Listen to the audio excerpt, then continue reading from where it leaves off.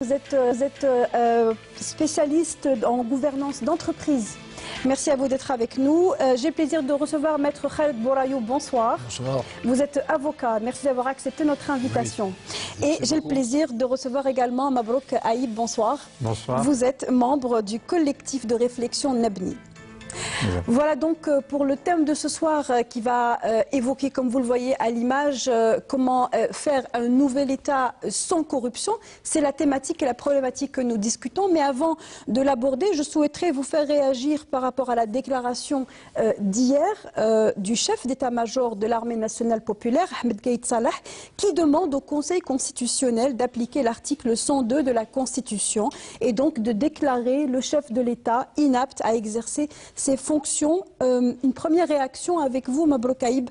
Est-ce que, selon vous, c'est un indicateur favorable par rapport, bien sûr, à la revendication populaire que nous vivons depuis plus d'un mois maintenant?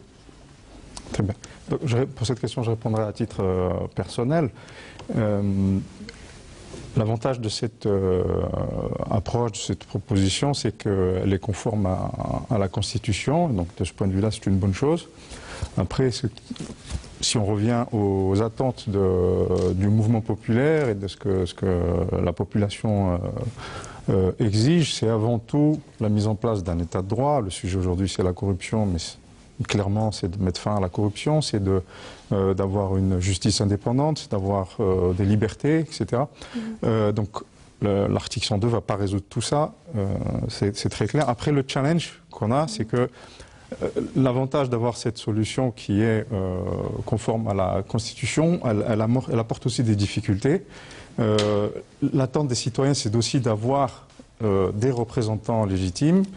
Et on comprend assez bien que les délais qui sont donc accordés par la Constitution pour l'organisation d'élections présidentielles, je sais pas, entre 90 et 135 jours selon les scénarios, c'est insuffisant pour voir l'émergence de nouveaux représentants politiques, de nouvelles organisations, des partis, des syndicats, etc. De concrétiser le changement profond que les Algériens demandent. Donc forcément, c'est les partis qui existent déjà, qui ont leur relais, qui ont leur machine électorale, qui ont des moyens, une organisation, c'est eux qui vont en profiter. Et c'est à l'antipode des attentes, en tout cas de ce qui est exprimé dans la rue et qu'on entend tous les jours. Voilà. Ali Harbi, votre point de vue sur cette annonce? Écoutez, je pense que les gens, la population, le peuple algérien sont dans la rue depuis plus d'un mois, 5 semaines quand même, pour des revendications qui portent sur le changement du système. Et la fondation d'une nouvelle république, comme vient de dire Mabrouk maintenant, mon ami, basée sur les principes d'état de droit, de démocratie, de liberté individuelle et collective, et sur un nouveau schéma de gouvernance qui nous ramène vraiment sur le chemin de la croissance et du développement économique. La demande de l'application de l'article 102 est une réponse extrêmement partielle à la revendication. Parce qu'elle permet effectivement d'ouvrir la porte au départ de ce qui a symbolisé le système, donc le président de la République, mais ce n'est pas le départ du système. Et la question critique, si vous voulez, à court terme, sans aborder tous les chantiers de transition, qui prendront peut-être 6 mois, 1 an, 18 mois, mais sur le très court terme, c'est la question des garanties qui peuvent être offertes pour que nous ayons très rapidement des élections transparentes, propres, équitables. Aujourd'hui, se limiter à faire partir, excusez-moi l'expression, à faire partir le président selon les variantes de l'article 102, empêchement ou démission, ne suffiront pas à assurer des élections transparentes et saines dans l'intervalle des 90 et 230. Il y a plus de mesures à prendre tout de suite. Et donc, quand on parle...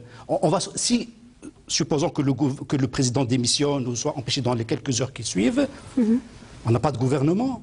On a un Premier ministre qui n'offre pas toutes les garanties de conduire justement cette période d'organiser des élections qui soient saines et transparentes. Nous n'avons pas d'instance indépendante de surveillance des élections. Et donc finalement, on risque de se retrouver dans une situation de vide ne permettant pas. C'est pour ça que cette réponse-là, elle est très partielle. C'est vrai qu'elle est dans les limites de ce qu'offre aujourd'hui l'instrument constitutionnel, mais je crois que aujourd'hui le mouvement populaire est tellement important, quand on se retrouve quand même avec peut-être 15 millions, 10 millions, les chiffres, on ne peut plus compter à un moment donné, hein, de personnes dans la rue, la pression... Il faut imaginer des nouvelles solutions et donc ça ne suffit pas. Alors je rappelle que cette émission n'est pas en direct, donc au moment où l'on parle, l'on ne sait pas encore de manière officielle si le Conseil constitutionnel s'est réuni. Nous savons uniquement l'information qui consiste à dire que le général d'état-major appelle à l'application de l'article 102. Khaled Bourayou, quel est votre sentiment par rapport à cette annonce? Mon sentiment risque d'être totalement contraire à ce que j'ai entendu hier comme commentaire. On a voulu valoriser le rôle de l'armée par cette décision, alors que cette décision aurait dû être prise il y a 10 ans. Qui mieux connaît la situation du président Bouteflika? C'est le général Gaïd. Pourquoi on n'a pas pris cette décision il y a 10 ans? Je rappelle, en 1914, j'avais dit à propos d'une émission sur Maghreb émergent. En 1994 ou en 2014 plutôt. 2014. J'ai dit que le président était omnipotent à gérer les choses de la collectivité nationale. J'étais seul à le dire. C'était au lendemain du quatrième mandat, enfin, du passage au 5e. C'est le mois du 13 mai 2014. Et je l'avais dit parce que j'ai conclu et prouvé que le président était atteint par un AVC, il ne pouvait nullement gérer le pays. J'ai abordé les autres militants, les autres maladies du président. Roosevelt avait la polio, il pouvait gérer. Mitterrand avait la prostate, c'était pas la tête, il pouvait gérer. Pompidou avait la maladie de Wallström, il pouvait gérer. Notre président était à tête par la tête. Et je me dis, pourquoi a-t-on attendu jusqu'aujourd'hui? Aujourd'hui, est-ce qu'il est trop tard? Est-ce que cette réponse ou cette réaction arrive-t-elle trop tard? Parce qu'on a voulu revaloriser, replacer le rôle de l'armée dans la perspective des futures institutions. On en discutait tout à l'heure. Mais cette décision ne m'étonne pas, c'est parce que Gaïd Salah a été acculé à faire cette décision qu'il a annoncée.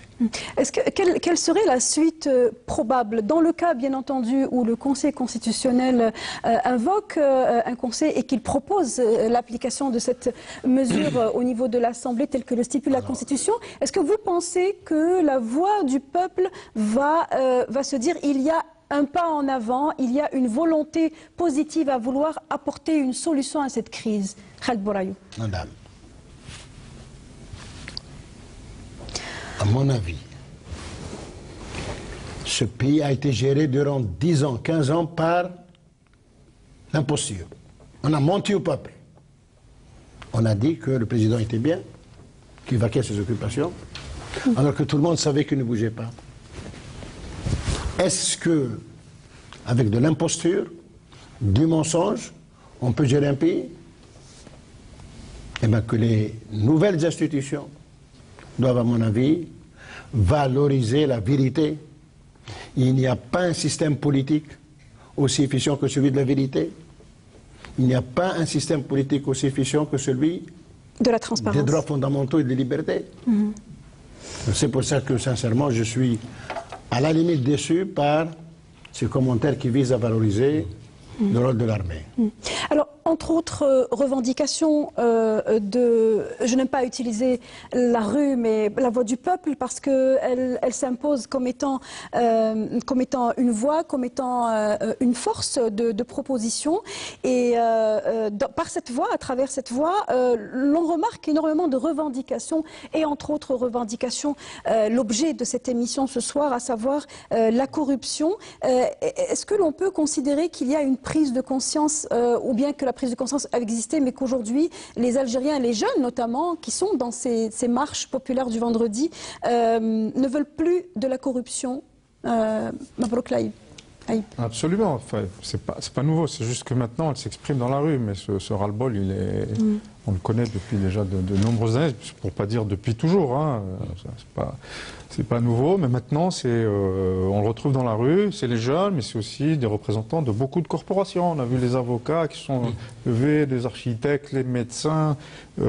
Pratiquement toutes les corporations se sont soulevées pour dire que il fallait arrêter cela, arrêter l'injustice et arrêter la corruption qui gangrène et qui menace la stabilité du pays. On nous parle toujours de la sécurité et de la stabilité du pays.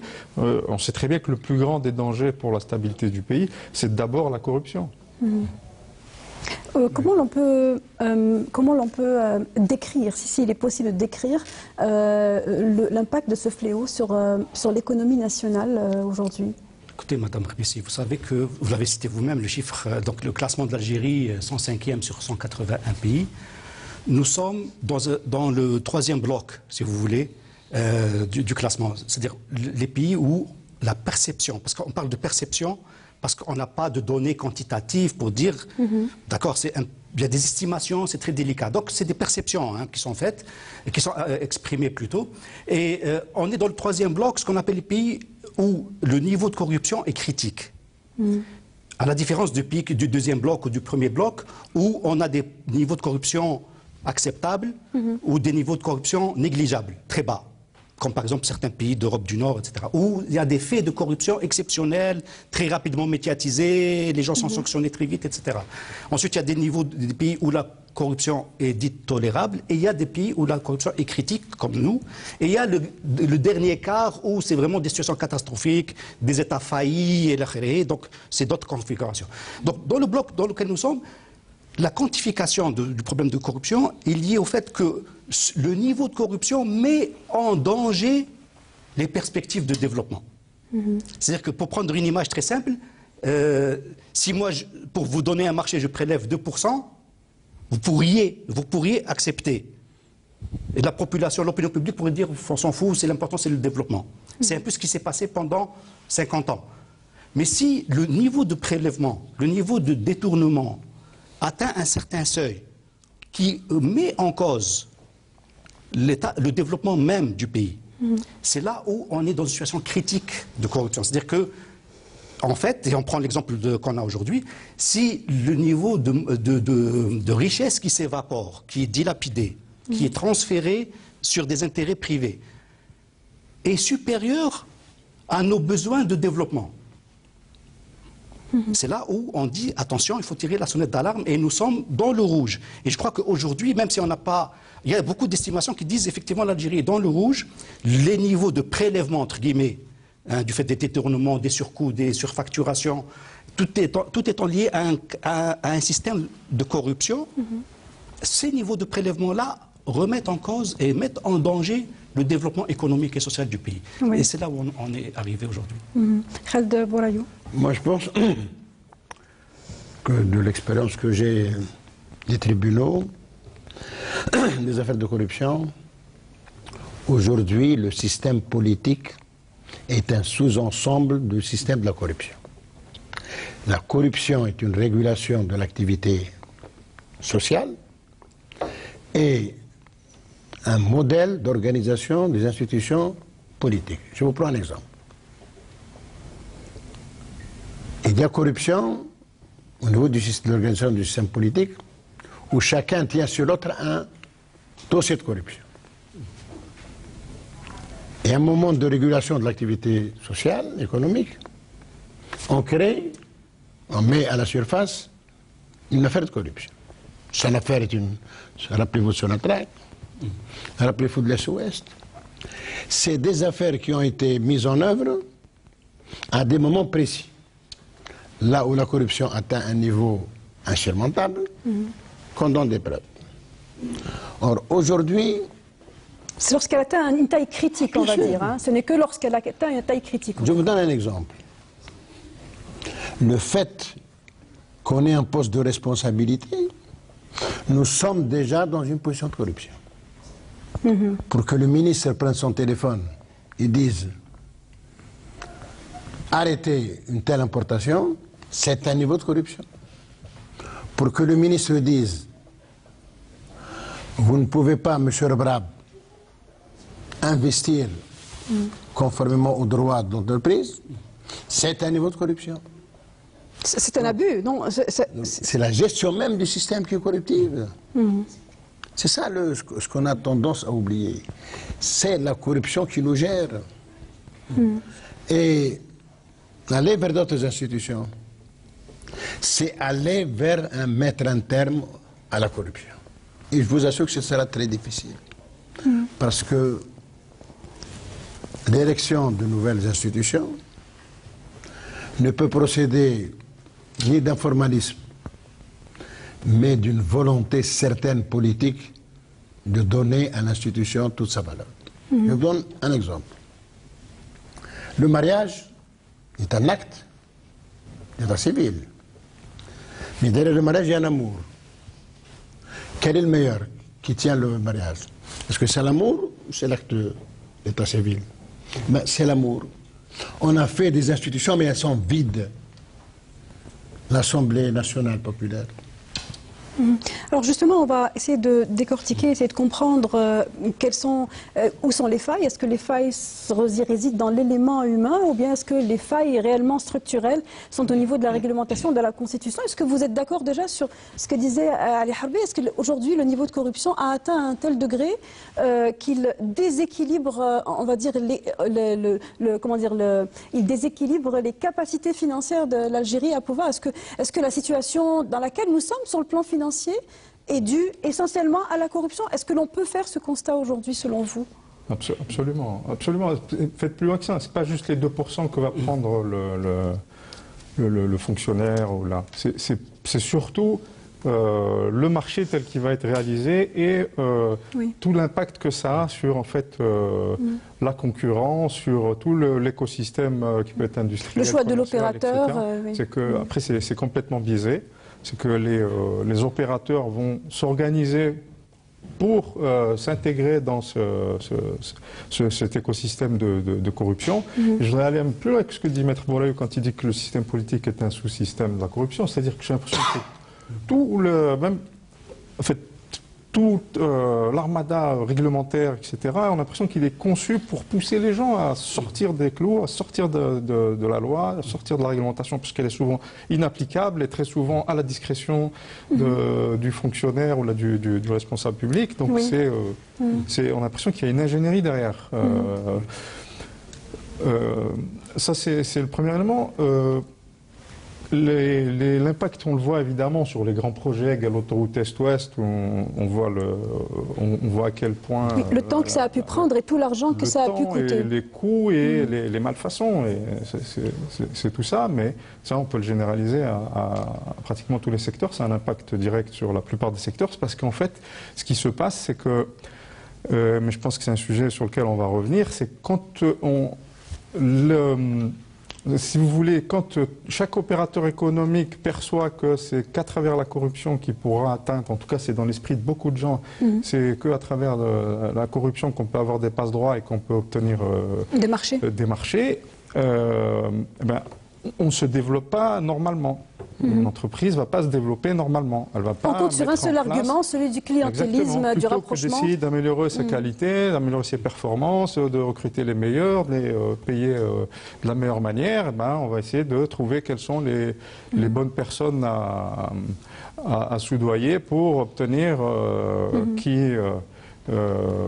une possibilité de vendre des produits mal faits. C'est-à-dire que ce n'est pas uniquement à très haut niveau. Bien sûr, il y a des grands cas de corruption que citait Maître Bourlaïou, mais aussi la corruption quotidienne du petit commerçant au petit industriel, etc. C'est-à-dire que tout le monde est poussé vers ça. Et c'est pas, pour répondre à votre question sur la psychologie, c'est pas l'Algérien qui, a priori, est corruptible ou corrompu. C'est le système tel qu'il a été mis en place qui pousse les gens à développer ce genre de réaction. Et typiquement, des opérateurs se disent, très vite, dès qu'ils arrivent sur un marché, un jeune qui arrive, il n'est pas corrompu dans sa tête, mais très vite, on va lui faire comprendre que s'il n'agit pas de la sorte, il ne réussira jamais. Et donc, deux options, soit le harga, soit rentrer dans le moule. Oui. Et c'est Et c'est ça où, comme le disait, concernant l'impact sur le développement, il se retrouve surtout là.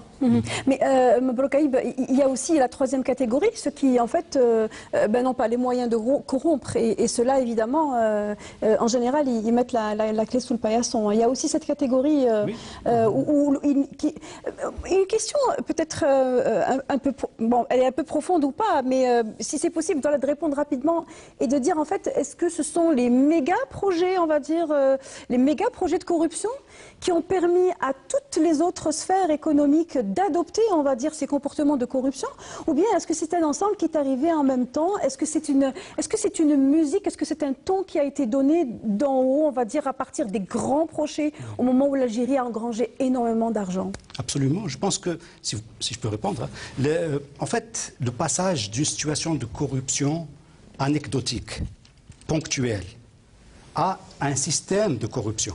Et dans le cas où nous sommes aujourd'hui, c'est un système. Ce passage-là ne se fait que par mimétisme. C'est-à-dire les gens font comme les autres. Et je dirais l'exemplarité des dirigeants, l'exemplarité justement des grands projets, de ce qui se passe dans les grandes entreprises, dans les grandes administrations, est en jeu ici. C'est-à-dire que c'est à partir du moment où on a des grands projets qui visiblement font l'objet de pratiques de corruption, de clientélisme, ou de passe-droit, c'est à partir de là que l'échelon inférieur va s'aligner, et les gens vont comprendre, ça c'est le système du clientélisme, les gens vont comprendre que s'ils veulent être dans le système, il faut faire comme les chefs. Vous voyez? Et ensuite c'est un système de clientélisme où je te laisse faire parce que tu me laisses faire. Oui. Et ça descend ensuite, c'est une cascade, voilà, un effet de boule de neige. Et c'est pour ça qu'aujourd'hui, quand on parle de corruption, de système corrompu, corrupteur, c'est les deux à la fois, c'est trois blocs. Il y a le bloc des grands projets, des grandes affaires d'État, ce qu'on appelle la corruption d'État. C'est-à-dire qu'il est impossible d'imaginer qu'il y ait corruption sans que de très grands fonctionnaires ne soient impliqués. Et il y a, à l'autre bord, si vous voulez, il y a la toute petite corruption du petit fonctionnaire, du petit maire, du petit président d'APC sur des marchés de 3 fois rien. C'est une sorte de socialisation de la pratique de corruption. Et au milieu, il y a des affaires sectorielles, parce que vous voyez bien aujourd'hui qu'il y a des secteurs qui sont plus touchés que d'autres. Si vous prenez par exemple le bâtiment, les travaux publics, et vous disiez qu'il y a beaucoup de gens qui ne veulent pas rentrer dans le système, qui sont obligés de fermer. Et regardez le marasme des entreprises de BTP aujourd'hui en Algérie, qui sont essentiellement des TPE, à 90% sont des TPE, et qui sont dans une situation catastrophique. Parce que parmi eux, il y a beaucoup de gens qui sont intègres, propres, c'est des jeunes notamment, qui ne veulent pas, ou qui ne peuvent pas, parce que même ils auraient bien voulu, mais n'ont pas les moyens de payer ce qu'on leur demande. Qui s'auto-sanctionnent par intégrité, voilà. Ou parce qu'ils ne peuvent pas. Aussi. Il y a des gens qui auraient bien voulu être dans le système, mais c'est très simple, ils n'y arrivent pas. Et c'est pour ça que quand on est dans la rue, on remarque des dizaines de chantiers mal finis, on remarque des malfaçons, on regarde des chantiers à l'arrêt. Oui, bon, l'urbanisme, il a pris un coup avec ça. Parce que et une concentration de construction dans certaines zones également, dans certaines régions où il n'y a pratiquement plus de place pour construire, mais on en trouve quand même. Mais derrière, c'est toute la pratique qui est derrière. C'est-à-dire que c'est des gens qui n'arrivent pas à réaliser le marché parce qu'on leur demande trop, mais parce qu'il y a des gens qu'on ne paye pas, parce qu'ils n'ont pas, comment dire, glissé la pièce, comme on dit, et ainsi de suite. Et vous avez un paysage urbain et périurbain catastrophique qui est en lien direct. En lien direct avec les problèmes de corruption. Khaled Bourayou, qui sont les acteurs numéro 1, on va dire, de la corruption? Quels sont les secteurs où la corruption est quasiment, on va dire, incontournable? La corruption dans ce pays, elle est endémique, elle est systémique. Tous les secteurs sont touchés par la corruption. Il n'y en a pas un secteur qui échappe à la corruption. Sonatrach a touché la meilleure entreprise qu'on a cru qu'elle était une société qui n'était pas menacée par la corruption. Or, les plus grandes affaires de corruption ont eu lieu chez Sonatrach. Un responsable avait sa fille qui prenait tout le marché immobilier. Un autre responsable avait son fils qui prenait tout le marché de l'informatique. Et heureusement qu'on a arrêté cette affaire au niveau d'un juge d'instruction intègre, qui aurait pu plus grave.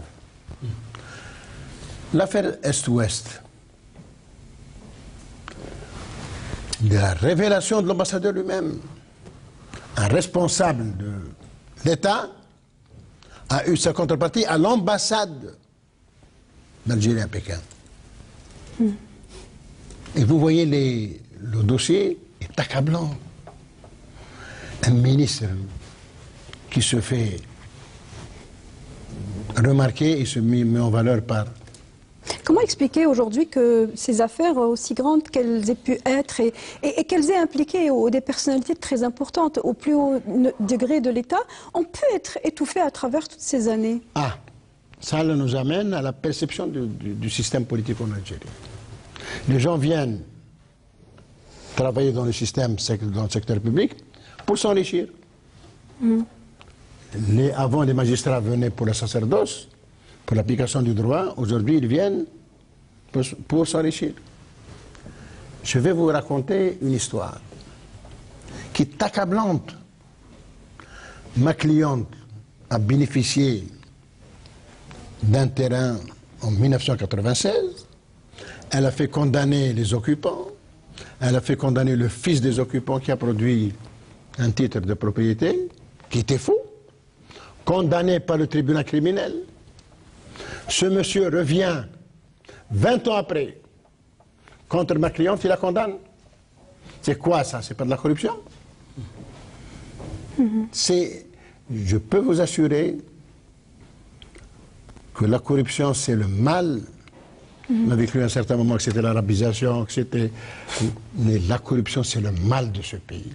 Et donc l'appareil de justice est le premier finalement à blâmer, selon vous? Oui, bien sûr. Or, aujourd'hui, ce qu'il faut, à mon avis, ce n'est pas uniquement des visages nouveaux qui me semblent importants. C'est faire une réglementation précise, cohérente, unique, avec une mise en veille totale, que sur chaque contrat, s'il y a la corruption, on doit élever les sanctions de la corruption. On a appliqué l'article de la loi de 0601, où on a correctionnalisé les affaires de corruption, alors qu'elles devaient être criminalisées. Donc, je vais vous dire autre chose. Savez-vous que l'affaire de Sonatrach, excusez-moi, l'affaire de l'enfant gâté du système, Khalifa, a été faite sur un faux, que ce faux permettait de condamner sur la base d'une poursuite criminelle que sur la base d'une poursuite correctionnelle. Est-ce qu'il n'y avait pas derrière tout ça une forme de corruption? Est-ce qu'aujourd'hui, quand on touche les droits de quelqu'un, il n'y a pas une forme de corruption? Donc, elle est en nous. Et à mon avis, je ne suis pas d'accord pour ceux qui disent qu'après les élections, il va y avoir des élections. Il faut avoir des institutions saines, avec des cadres sains, pour mettre fin à ce fléau. Alors justement, dans cette perspective de renouveau, puisque c'est actuellement la volonté du peuple, celle de créer, de constituer un nouvel État, une nouvelle constitution à travers une constituante, en tout cas c'est la volonté d'une grande partie de l'opposition et du peuple. Le juriste et avocat Mokran Ait Larbi a demandé hier sur la page officielle des réseaux sociaux au procureur général auprès de la Cour d'Alger d'interdire aux personnes suspectées de corruption de quitter le territoire national afin de les poursuivre en justice. Est-ce que vous pensez que c'est ainsi que les choses peuvent commencer à se régler, puisque l'on part d'une perspective d'aller vers un État plus intègre? Alors, si vous permettez, juste avant de répondre à cette question, je voudrais quand même revenir au sujet précédent. Vous avez dit les méga-projets entraînent la corruption, et j'ai bien entendu ce qui a été partagé par nos amis ici. Ce que je veux dire, c'est qu'en fait, ça va beaucoup plus loin, c'est beaucoup plus systémique. En 2012, Nebni avait produit un rapport stratégique où on demandait à ce qu'il y ait une rupture du cordon de la rente. Tout le problème, c'est qu'on est dans un système rentier. Quand je disais que tout le système est conçu pour générer de la corruption, c'est que couper le cordon de la rente, c'est évidemment, il y a une lecture économique de diversification pour ne pas dépendre que d'un seul produit, d'exportation d'un seul produit, mais c'est surtout pour arrêter de donner toutes les clés aux décideurs publics qui distribuent la rente, qui distribuent donc la richesse. Qui ont un pouvoir en fait sur les deniers publics. Sur en fait la vie économique et donc la vie tout court de tous les Algériens au final. Donc couper le cordon de la rente, c'est aussi arrêter de donner un plein pouvoir total de vie et de mort économique aux décideurs publics sur tous les Algériens. Voilà. Donc tant qu'on sera sur un modèle rentier, la corruption sera inévitable. Elle sera inévitable parce qu'on aura toujours un décideur public qui va distribuer de l'argent, pour le dire de manière prosaïque, aux opérateurs économiques et au final aux citoyens. Donc changer de modèle économique, parce que finalement, l'argent, lorsqu'il est là, il faut bien le gérer, il faut bien l'allouer d'une manière ou d'une autre. Est-ce que vous voulez dire que le secteur public doit avoir moins d'emprise dans le tissu économique? Aujourd'hui, c'est lui qui tire toute la croissance, soit à travers les hydrocarbures directement, soit à travers le BTP. Donc en fait, c'est tiré par la commande publique. Et donc forcément, et c'est là où on va retrouver le plus de corruption avec des grands groupes BTP qui sont soupçonnés de corruption. Mais bon, il suffira d'être dans la rue le résultat des travaux, on comprend qu'il y a quelque chose qui ne va pas. Pour revenir donc à votre dernière question, ce qui est important, c'est d'éviter la chasse aux sorcières. Parce que c'est vrai qu'il y a des faits de corruption qui sont connus, qui ont été révélés, etc. Après, quel est le fond des choses? Comme vous l'avez dit, vous avez cité l'affaire Khalifa. Très souvent, ce n'est pas nécessairement la vraie raison, ce n'est pas nécessairement le crime qui a été commis qui est la raison de retrouver la justice se mêler, mais c'est plutôt de régler des comptes. Et donc la proposition faite par le maître Moqarrana Al-Arbi, moi j'ai envie de dire, oui, il faut juger les criminels, mais aujourd'hui, on ne fait pas confiance en la justice. Elle n'est pas indépendante. Elle est instrumentalisée. Donc, juger des gens aujourd'hui, c'est très dangereux. Surtout que, et le pire, ce serait d'arriver à une chasse aux sorcières. On peut incriminer n'importe qui nous plaît pas. Ça peut être un truc très basique, une personne, on entend, il y a un peu d'hystérie. Mon chef qui m'a pas donné une augmentation ou là une promotion, je vais dire qu'il est corrompu. Ça va être des règlements de compte. Ça peut virer au règlement de compte, sachant qu'on n'a pas une justice qui est aujourd'hui fiable et indépendante. Donc, oui, pour juger les criminels, mais pas dans la période de transition dans laquelle on est. Il faudrait être sûr d'avoir des décideurs politiques qui soient légitimes, représentatifs du peuple, qui aient les contre-pouvoirs nécessaires pour s'assurer que la justice ne sera pas un instrument pour régler des comptes. Oui, mais cet appel de ce juriste, qui est célèbre du reste, ce n'est pas aussi une manière de dire au procureur général prenez votre responsabilité, aujourd'hui il faut plus répondre au téléphone. Enfin, c'est une façon en fait de dire il faut que la justice soit plus proactive et joue son rôle dans cette crise. Moi, je pense que, si vous permettez, le message de Maître Moqarrana Al-Arbi, il est lié à un aspect très conjoncturel et il voulait tirer une sonnette d'alarme sur une situation très conjoncturelle. C'est que dans cette situation de flou, d'absence, je dirais, ou quasi-vacance du pouvoir, il y a beaucoup de gens qui vont essayer effectivement de faire des opérations de blanchiment, de transfert, etc. Donc sur le très court terme, il faut une très grande vigilance là-dessus. Je crois que le gros de son message est là. Ensuite, et ce que Mabrouk vient de dire, il ne faut pas non plus généraliser et considérer que toute une couche de la population est coupable de détournement. Donc il faut travailler sur des cas avérés. Et la justice doit s'autosaisir, selon la loi, sur les cas avérés où il y a une suspicion pertinente et prouvée. Mais derrière, si vous voulez, l'enjeu de la transition au sens de passage de cette forme de gouvernance à une nouvelle forme de gouvernance, donc pour fonder une nouvelle république, va nécessiter un devoir d'inventaire. Il faudra faire l'inventaire. Un bilan de ce qui s'est passé. Parce qu'il faut faire l'inventaire. Si on parle de fonctionnement des marchés publics, de la commande, il faut qu'on fasse l'inventaire. Pour parler terre à terre, où est passé l'argent, tout simplement. Donc, sur un certain nombre, quelles sont les pratiques qui sont mises en place, pourquoi des gens ont des passe-droits, quels sont les mécanismes au niveau national et local. Est-ce que ce n'est pas trop tard, sachant qu'aujourd'hui, il n'y a plus d'argent, enfin, pour dire simple, on est en train de produire de l'argent pour pouvoir combler le déficit. Les révolutions ont toujours lieu quand il n'y a pas d'argent. Ça, on n'y peut rien. C'est l'histoire. Oui. Il n'y a pas de révolution en période de richesse. Hein. Quand on dit que la corruption est endémique et elle est systémique, il faut en tirer les conclusions. On va mettre en œuvre la procédure d'empêchement de l'article 102. Est-ce qu'on doit s'arrêter là ou dire qui a produit des certificats médicaux qui ne sont pas conformes à la vérité? Cette question se pose. Personne ne la pose.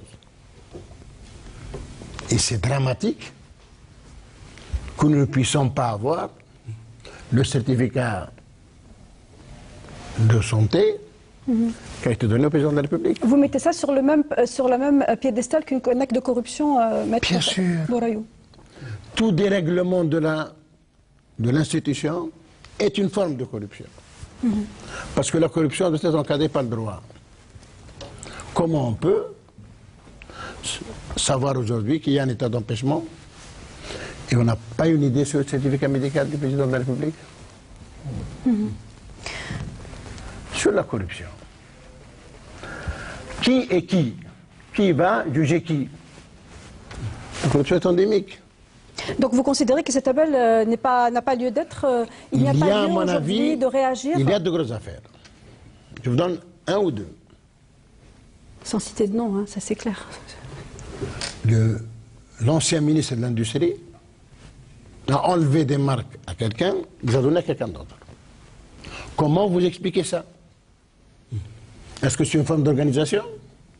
Une forme de spoliation d'un grand industriel qui a commencé le premier à ramener des voitures, c'est M. Achaïbou, au profit d'autres, qui n'avaient aucune expérience en la matière. Est-ce que ce sont des choses qui ont été, des faits qui ont été avérés, qui ont été vérifiés, étant donné que ces personnes-là ne sont pas jugées, les Algériens qui sommes nous, hein, permettez-moi, Maître Khaled Bourayou, les Algériens qui sommes nous, nous spéculons énormément, il y a une situation de fantasme accentuée. Je vous donne la réponse. Par le fait du manque de transparence. Je vous donne la réponse. Allez-y. Dans les pays développés, celui qui dénonce la corruption a une remise de peine. Dans notre pays, celui qui dénonce la corruption est puni, poursuivi. Dans quelle mesure est-ce qu'il est puni? Est-ce que vous pouvez expliquer pour Parce qu'il n'avait pas à dénoncer. Aujourd'hui, une gestion faite par un ministre. J'ai eu à plaider l'une des premières affaires en 1995, parce que je suis toujours l'avocat des Lointains. On a parlé, rappelez-vous, des scanners. Le journaliste a été poursuivi. Et le journaliste aurait dû être ici. Donc, c'est le système judiciaire lui-même qui favorise, couvre la corruption. Alors que c'est le système judiciaire lui-même qui doit la combattre. Vous parlez des lanceurs d'alerte, entre autres. Aujourd'hui, les lanceurs d'alerte ne sont pas protégés par la loi, alors que j'ignore si on peut faire un benchmark avec d'autres pays où, à contrario, les lanceurs d'alerte sont une possibilité de réduire en fait le phénomène de corruption. C'est bien ça. C'est un élément clé je dirais, des réglementations et des lois de nouvelle génération. Donc, comme depuis 20 ans, mais c'est de nouvelles générations dans les pays développés, d'une manière générale, mais aussi dans certains pays en voie de développement, en Afrique notamment, où la protection du lanceur d'alerte est un élément, un des piliers des lois sur la lutte contre la corruption. Aujourd'hui, malheureusement, nous sommes dans une situation où nous sommes passés d'un extrême à l'autre, il faut dire la vérité. Il y a 20 ans de ça, la moindre lettre anonyme amenait un directeur général d'entreprise en prison. C'était abusif et anormal, je dirais. Et maintenant, il suffit que le syndicat d'entreprise ne s'entende pas avec leur patron. La gendarmerie débarque et arrête les gens. C'était vraiment abusif. On était dans un abus de droit et d'atteinte aux libertés. Maintenant, on est dans l'autre extrême. C'est-à-dire que vous pouvez carrément avoir des preuves à l'appui de tout ça, mais comme on disait tout à l'heure, parce que l'appareil judiciaire ne fonctionne pas correctement, tout cela peut se retourner contre le lanceur d'alerte. Et la question clé est la protection.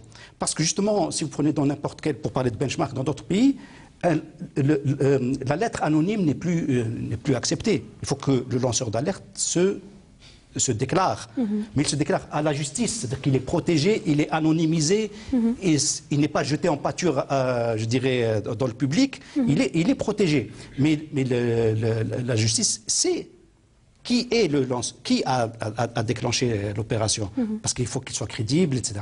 Donc, actuellement en Algérie, on a un recul, en fait, sur cet aspect-là. Le problème, à mon avis, ce n'est pas uniquement des instruments de veille. C'est la conception de la norme juridique. Si on avait demandé au président de la République de chaque mois de donner son certificat médical, on ne serait pas arrivé là. Nous sommes le seul pays qui a le plus de lois, mais c'est des lois laconiques, c'est des lois vides. Une loi qui ne précise pas la responsabilité permet au procureur de donner la qualification qu'il veut. Donc il faut que la norme juridique soit précise, claire, contraignante et applicable. Or ça, on n'a pas. Et c'est ce qui fait qu'aujourd'hui, des salariés d'une entreprise qui savent très bien que le marché qui vient de passer a fait l'objet de corruption ou de passation ne vont pas ni déclarer, ni aller alerter les pouvoirs publics. Il y a un problème de confiance, en fait, de perte de confiance dans les institutions qui est flagrant finalement et qui n'aide pas finalement à ce que les gens puissent... parce que finalement, nous ne sommes pas tous corrompus. Quand on vous entend parler, on a un petit peu l'impression qu'on l'est tous, mais réellement, les gens qui ne le sont pas sont persuadés aujourd'hui que la corruption est au-dessus de tout. Demain, si l'on devait être optimiste pendant juste 10 minutes, puisque c'est à peu près le temps qui nous reste pour finir le débat, est-ce qu'on peut dire aux Algériens si le système de corruption disparaît, eh bien les personnes impliquées disparaissent, eh bien la corruption disparaîtra. Est-ce que c'est possible ou pas ? En tout cas, elle sera grandement diminuée et elle sera plus systémique, en fait. Moi, je rejoins ce qui a été dit.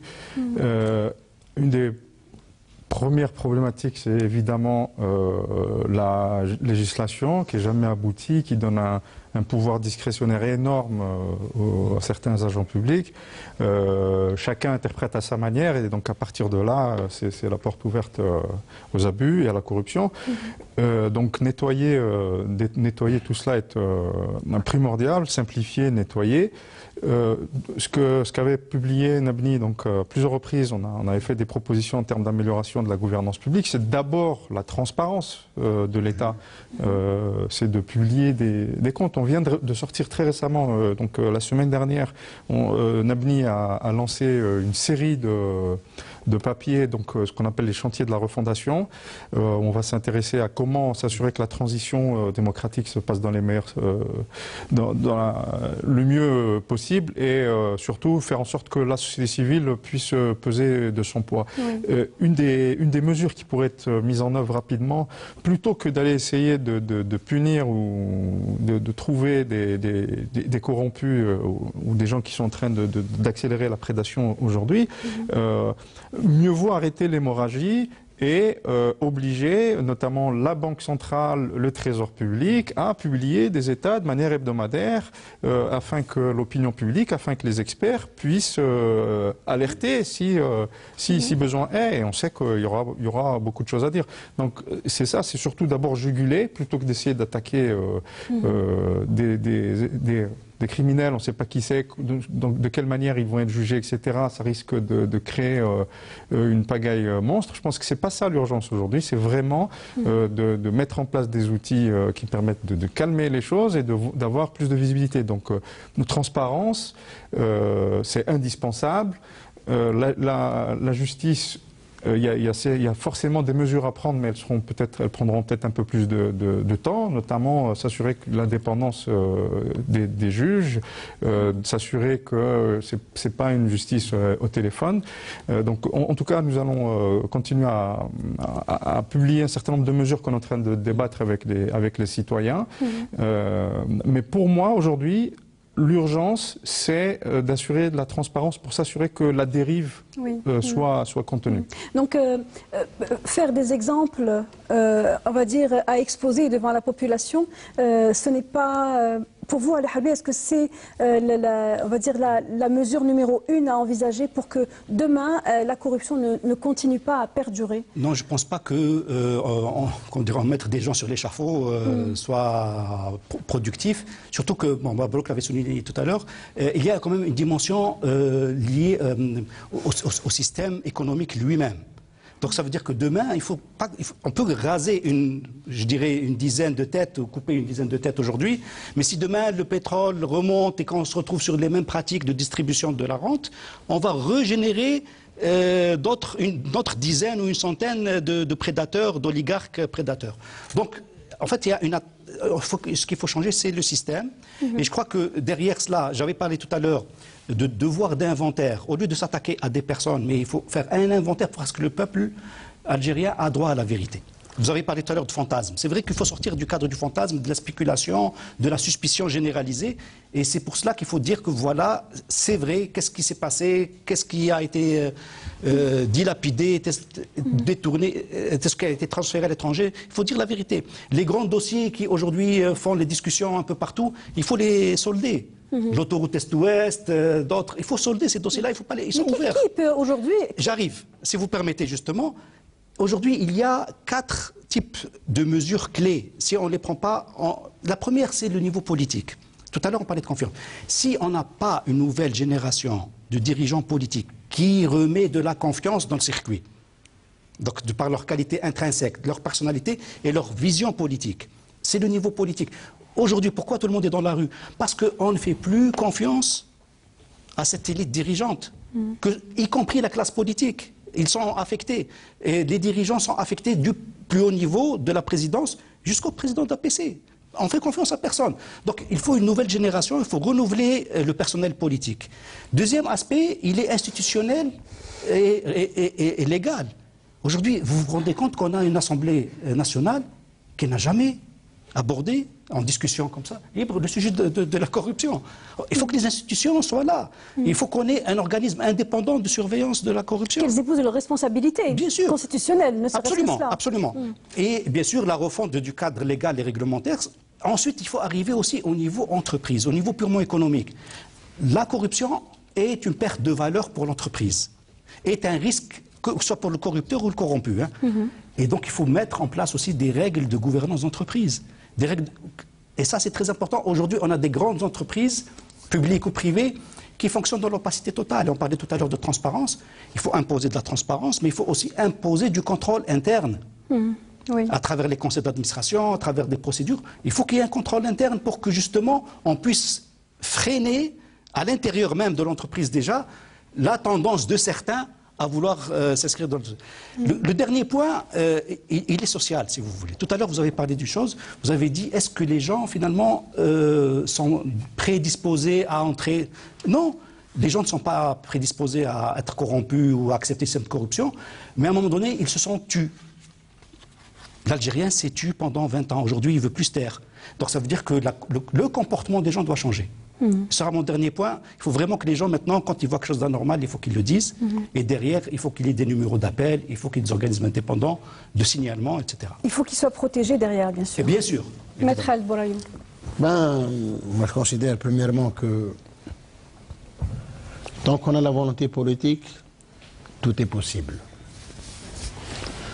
Mais croire que la corruption va être combattue et vaincue dans les 6 mois, dans les années prochaines, je ne pense pas. Tout à fait d'accord avec mon ami.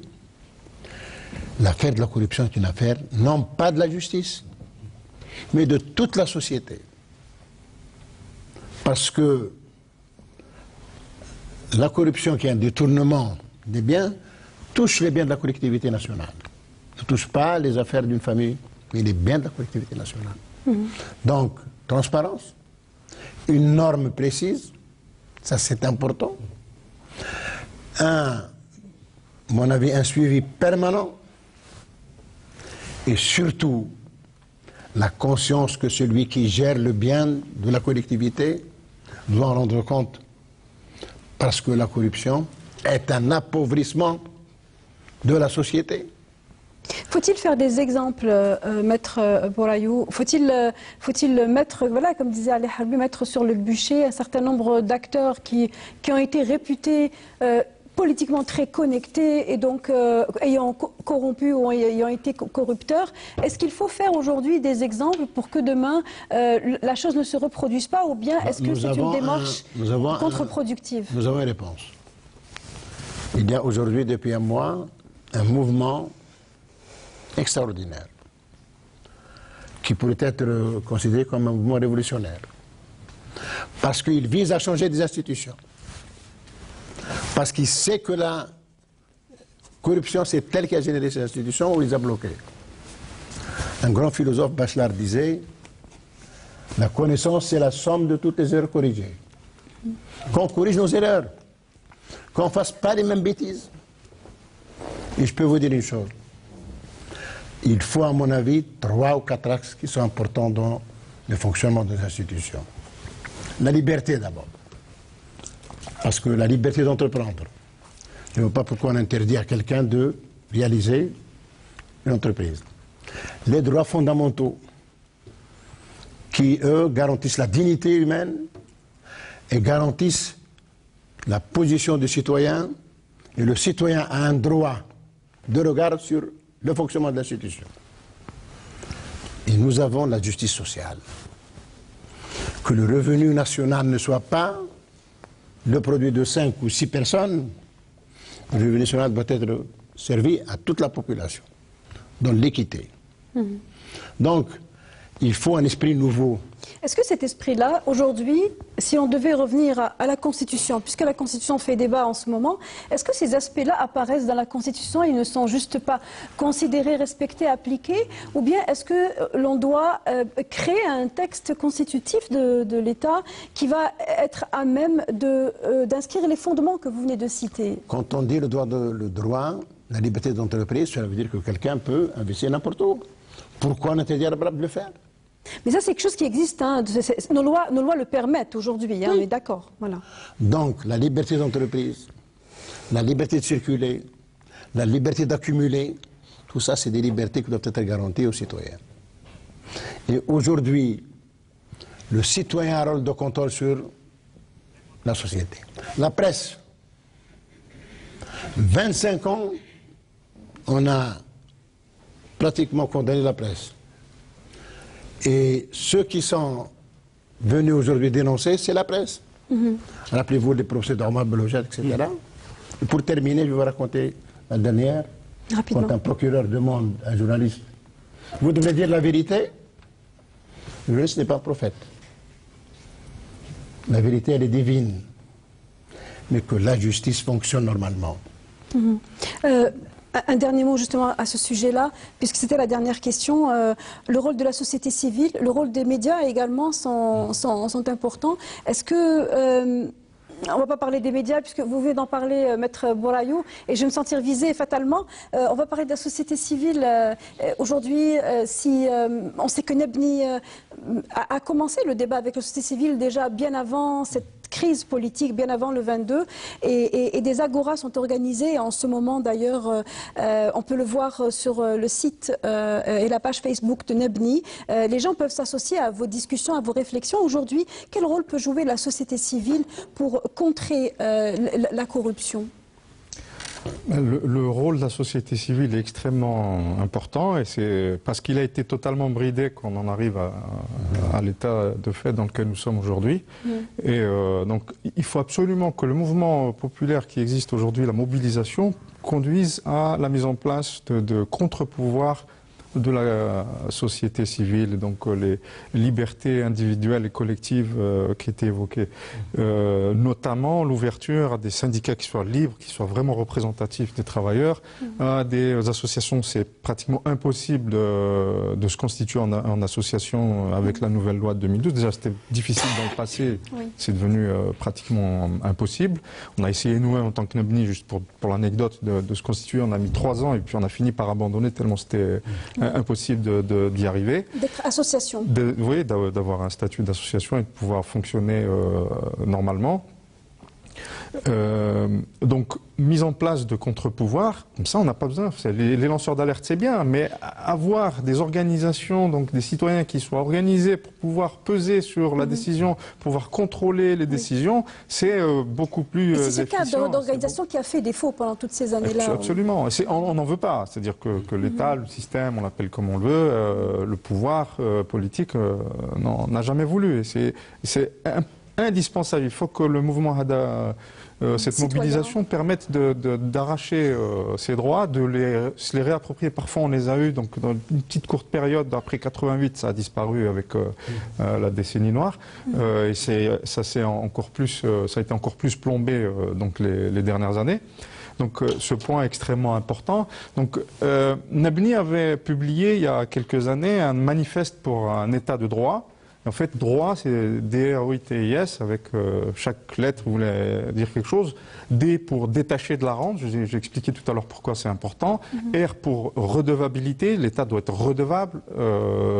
Donc ça permettrait de disqualifier des hauts fonctionnaires ou des responsables publics s'ils ne font pas le travail pour lequel ils sont payés. Le O et le I, c'était pour ouvert et inclusif, c'est-à-dire que l'État ou les institutions de l'État ne prennent pas des décisions sans prendre en considération la société civile, les experts nationaux, les avocats, les gens qui ont quelque chose à dire. T pour transparence. Transparence, ça commence en amont avec déjà publier les projets de loi avant qu'ils soient débattus ou pendant qu'ils sont débattus, afin que la société civile, le citoyen, l'opinion publique puissent soient au courant, parce qu'à la fin on obtient des lois qui sont en général jamais applicables correctement. Il y a des angles morts, il y a des choses sans texte tordues, etc. En fait, exactement. Souvent des lois qui ne peuvent même pas être appliquées. Qui sont pas dans l'intérêt, pour l'intérêt général au final. La transparence, c'est aussi la publication des comptes. J'en ai parlé tout à l'heure pour le Trésor public, la Banque centrale, pour s'assurer qu'il n'y a pas de dérive, mais c'est aussi publier des contrats publics importants, par exemple, pour savoir à qui a été attribué, et pourquoi ça a été attribué. Ça réduirait beaucoup la corruption. Il y a même les crédits bancaires importants où il y a un engagement de l'État devrait être aussi accessible. Et diffusé. Exactement. Enfin, la dernière lettre, c'était le S pour stratège, c'est-à-dire que l'État fasse moins, mais qu'il ait plus un rôle de régulateur et de s'assurer que l'économie fonctionne bien. Voilà. Et tous ces principes, idéalement, il faudrait les retrouver dans cette future constitution qu'on espère, qui correspondra aux attentes de notre peuple. De la population. Le dernier mot est pour vous, Ali Harbi. Oui, moi je pense que sur le chantier de la Constitution, qui est un outil dynamique, c'est vrai qu'il faut stabiliser des constitutions sur des périodes longues, mais ça reste quand même quelque chose de dynamique. Il faut qu'on tire les leçons, c'est pour ça qu'on a besoin de débats en profondeur dans la société, ne pas se précipiter sur un chantier de constitution juste comme ça pour faire du rafistolage, sur qu'est-ce qui a vraiment coincé depuis 62 en réalité, parce qu'il y a des problématiques qui sont apparues d'une manière aiguë pendant les 20 dernières années, mais en fait dans les éléments constitutifs, comme on sait, très longtemps. Un des éléments, si on devait en parler, il est lié à l'indépendance de la justice. Aujourd'hui, on a vraiment une faille majeure de notre système de gouvernance, qui est l'indépendance de la justice, et c'est là où, à l'échelle de la Constitution même, il y a des ajustements à faire. Le deuxième aspect, il est lié à la dimension toute la dimension des libertés, parce que jusqu'à maintenant, on parle beaucoup de liberté, mais il y a des verrous qui sont manquants, qui sont ouverts, je dirais, qu'il faut resserrer pour qu'on puisse s'assurer réellement d'une pratique des libertés individuelles et collectives. Je crois que ça va être un chantier très sérieux sur la période qui vient. Et c'est sûrement un débat que nous reprendrons certainement. Peut-être vous voulez ajouter quelque chose, si ça vous dérange pas. Le dernier mot est pour vous. Allez-y, Khaled Bourayou. la presse a joué un rôle très important dans le pays. Quand même, elle a été sanctionnée, réprimée, mais elle avait un rôle social extraordinaire. Quand un citoyen était brimé, il pouvait aller à l'Ouatan, il pouvait aller à la Liberté, exposer son problème. Chose que la presse, malheureusement, qui est dynamique, du secteur public n'a pas pu le faire. Voici le rôle de la presse qui est passé inaperçu. Il faut que les institutions puissent permettre aux citoyens de s'exprimer. Il faut que l'administration donne les informations sur la gestion de la chose publique. Et à mon avis, c'est comme ça que nous pourrons faire avancer les choses. Quant à la Constitution, nous sommes le seul pays à avoir, en 15 ans, 4 constitutions.